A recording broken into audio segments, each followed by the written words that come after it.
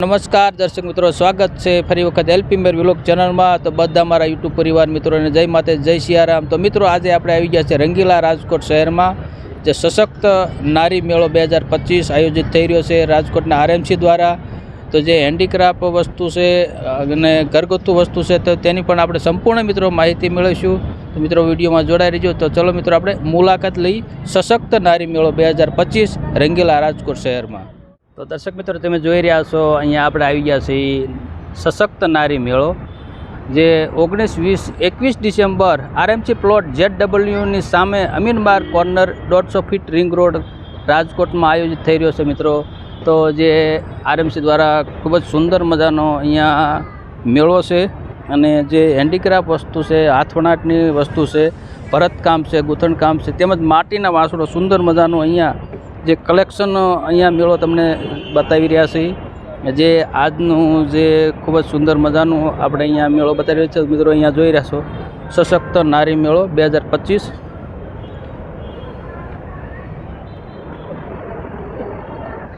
તો ચલો મિત્રો આપણે હવે અંદર જઈ રહ્યા છીએ, અને સ્વદેશી ઉત્પાદનો એટલે નારી શક્તિનું સશક્તિકરણ, વોકલ ફોર લોકલ, હર ઘર સ્વદેશી, ઘર ઘર સ્વદેશી। તો મિત્રો આપણે આવી ગયા છીએ અહીંયા જે સશક્ત નારી મેળામાં, અને અહીંયા આપણે ગણપતિ દાદાના દર્શન કરી રહ્યા છીએ। થતી વસ્તુ પાછી આવી છે એવું પણ કહી શકાય મિત્રો। જે આપણે પહેલાંના જમાનામાં ગઢિયા જે હુંડાનો ઉપયોગ કરતા હતા, એ હુંડાનું કંઈક એન્ટિક વસ્તુ વેરાયટી બનીને અહીંયા આપણે સમક્ષ આવી રહી છે મિત્રો, જે તમે જોઈ રહ્યા છો।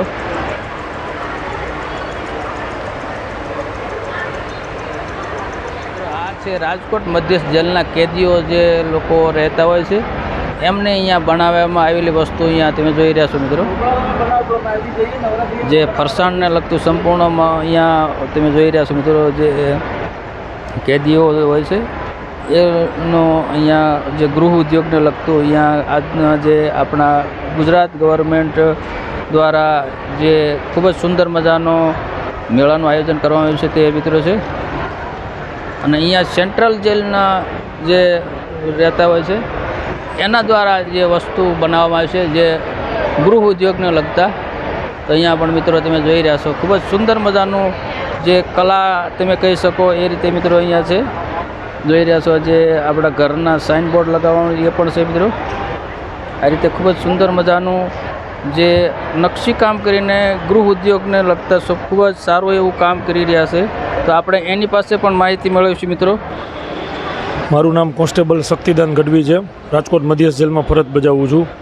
અમદાવાદ અમારા DGP Shri doctor KLM Rao સાહેબના માર્ગદર્શન હેઠળ તથા રાજકોટ મધ્યસ્થ જેલના અધિક્ષક શ્રી વાગુસા જોશી સાહેબના માર્ગદર્શન હેઠળ જેલમાં જે બંદીવાન ભાઈઓ આઇટમ બનાવે છે, ગાડું છે, કાનુડાનો હિંચકો છે, પટારો છે, પાપડનું મશીન છે, કી સ્ટેન્ડ છે, વેલણ છે, ગણપતિ, નેમપ્લેટ છે, તોપ છે, બાજોટ છે, પાટલી છે, મંદિર છે અને રજવાડી માચી છે, તેઓનું ઉત્પાદન અમે રાજકોટ મધ્યસ્થ જેલમાં બંદીવાન ભાઈઓ પાસે કરીએ છીએ।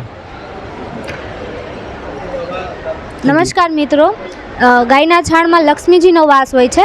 આપણે પ્લાસ્ટિકના ડેકોરેટિવ આઇટમ્સ યુઝ કરતા હોય છે, એની જગ્યાએ તમે ગોબરના લક્ષ્મીચરણ છે એ રીતના આ બોલપેન રાખવાનું સ્ટેન્ડ આવશે, ચમચી છાણમાંથી છે, આ ચમચી રાખવાનું સ્ટેન્ડ છે, આ ચાવી રાખવા માટે કિચન છે, કિચન સ્ટેન્ડ આ રીતના છે, આદિયોગી છે, મોબાઈલ સ્ટેન્ડ છે, ઓનલી છાણ। તો દર્શકો તમે જોઈ રહ્યા છો ખૂબ જ સુંદર મજાના અહીંયા ગણપતિ દાદાની મૂર્તિ બને છે। આ જે આપણે ગલ્લો કહીએ છીએ, અને બધું જ છાણ, ગાયનું છાણમાંથી બનાવેલું મિત્રો। અને અહીંયા જોઈ રહ્યા છો છાણા પણ છે, આ માળા પણ છે, માળા તમે જોઈ રહ્યા છો અહીંયા માળા છે, અને ધૂપ દીવા છે, જે ધૂપસળી છે, આ વોલ પીસ આવશે।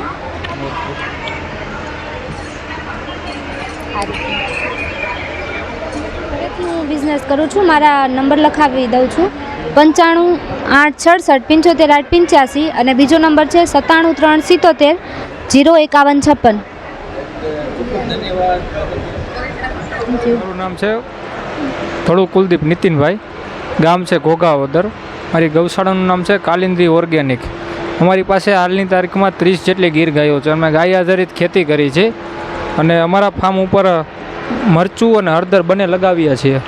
અને મરચાંનો પાવડર, હળદરનો પાવડર બંને અમે સેલિંગ કર્યા છે. પછી ત્યારબાદ છે અમે ગૌમૂત્રનો અર્ક અને લીમડાનો અર્ક બંને સાથે અમે મિક્સ કરીને પાઇનોલ યુઝ કરીને અમે ફિનાઇલ બનાવ્યા છે. આજે લોકો ગૌમૂત્ર ગોતતા હોય, ગૌમૂત્ર 24 કલાક સુધી જ સારું રહેતું હોય, ત્યારબાદ તે ઘટ સ્વરૂપમાં થઈ જાય, લિક્વિડ ફોર્મમાંથી ઘટ સ્વરૂપમાં થઈ જાય, ઘાટું પડી જાય. એટલે એ કેમિકલ આપણે કેમિકલ યુઝ થઈ જાય, એટલે એ રેગ્યુલર આપણે યુઝ ન કરી શકીએ. એના માટે અમે ગૌમૂત્રમાંથી અર્ક બનાવીને આખી પ્રોસેસ કરી છે. 100% નેચરલ છે કે નાના બાળકો રમતા બગાડે તો કાંઈ નુકસાન ન કરે, અને 100% ઓર્ગેનિક છે. ત્યારબાદ છે અમારી ગાયનું ઘી, જે વૈદિક વલોણા પદ્ધતિથી જે આપણા ગઠિયા બનાવતા તે પ્રમાણે અમે ઘી બનાવ્યા છીએ. અને જે આ નાની અમથી ડબ્બી દેખાય છે જે સદ્ધૃત, કે તાંબાના વાસણમાં 100 વખત વોશ કરીને આ ઘી બનાવવામાં આવે છે. તે સ્કિન ડિસીઝના કોઈ પણ રોગ હોય, સોરિયાસિસ હોય, દાદર હોય, ખરજવું હોય, તેમાં આપણે યુઝ કરી શકીએ. અને આ બધી પ્રોડક્ટ જોતી હોય તો અમારા ફાર્મ ઉપરથી કાલિંદી ઓર્ગેનિક ઘોઘાવદરથી મળી જશે ઓનલાઈન આપણા ઘર સુધી શુદ્ધતાનો સ્વાદ. અને મારા મોબાઈલ નંબર છે 7016616105. દર્શક મિત્રો, આપણે આવી ગયા છીએ ગોપાલભાઈ સાકરિયા કોટડા સાંગણેથી, જે કૃષિ ઉત્પાદનને લગતું સંપૂર્ણ અહીંયા મિત્રો ઓર્ગેનિક રીતથી જે ખાતર છે અને બિયારણ છે એ પણ મિત્રો આપણે અહીંયા માહિતી મેળવીશું. જય ગૌ માતા. મારું નામ વિઠ્ઠલભાઈ હિરજીભાઈ વસોયા, ગામ ઘોઘાવદર, તાલુકો ગોંડલ, જિલ્લો રાજકોટ. અમે ઘોઘાવદર ગામની અંદર કૃષિ જીવંત વર્મી કમ્પોસ્ટ તાલીમ કેન્દ્ર ચલાવી રહ્યા છીએ. તો આ તાલીમ કેન્દ્રની અંદર અમે વર્મી કમ્પોસ્ટ કે ગાયના ગોબરમાંથી વર્મી કમ્પોસ્ટ તૈયાર કરીએ છીએ. પછી કોકોપીટનું પણ અમે બનાવીએ છીએ. અને આ મિક્સ ખોળ કે એરંડી, લીંબોળી, રાયડો, કાજુ, પોટરી કે એવી રીતના વર્મી કમ્પોસ્ટ, મિક્સ ખોળ, કોકોપીટ અને પછી આ છે જીવામૃત. આ જીવામૃત પણ અમે અમારા પ્લાન્ટ ઉપર તૈયાર કરીએ છીએ. અને વધુમાં વધુ લોકો ઓર્ગેનિક ખેતી કરે અને જમીનનું જે સ્વાસ્થ્ય સુધારવામાં કે ઓર્ગેનિક કાર્બનની જરૂરિયાત છે, તો સાણિયા ખાતરની અવેજીમાં પણ કોઈ પણ ઉપયોગ કરવામાં આવે તો વર્મી કમ્પોસ્ટ છે, મિક્સ ખોળ છે, આવા બધા. મિક્સ ખોળ એટલે એની અંદર એરંડી ક્રશ, લીંબોળી ક્રશ, રાયડો ક્રશ, કાજુ ક્રશ અને મરઘાની ચરક એમ કરી અને 5 વસ્તુનું મિશ્રણ કરવામાં આવે.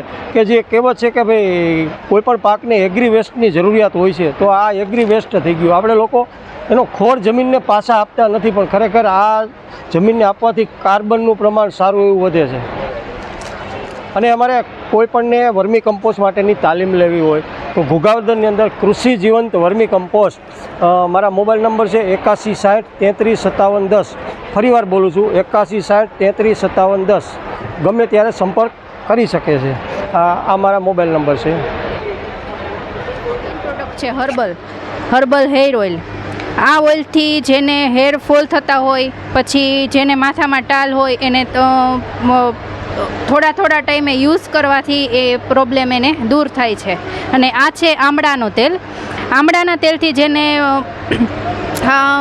નાની ઉંમરમાં જે સફેદ વાળ આવતા હોય એ પણ એને ધીમે ધીમે યુઝ કરવાથી એને દૂર થાય છે.